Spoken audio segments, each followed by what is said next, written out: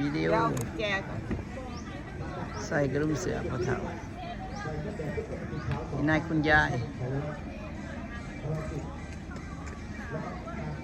สวยสวย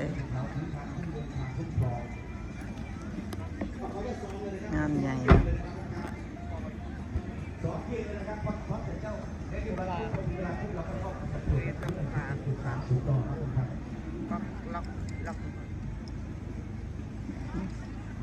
ไม่เอาล็อกเลย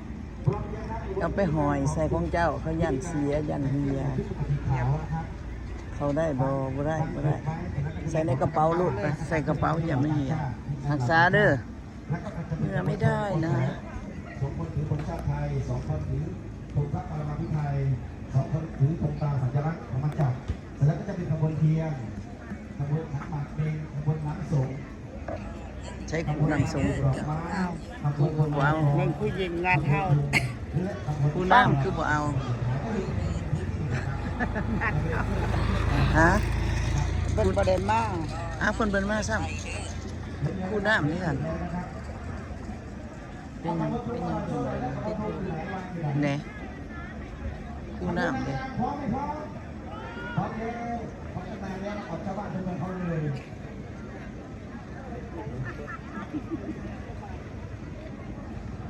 สบายใจนะครับถ้าคนถือป้ายนะถ้าจะถือสมุดเป็นเขาแค่ไหนแถวก็จะเป็นแถวตอนนะครับจำนวน3 แถวนะ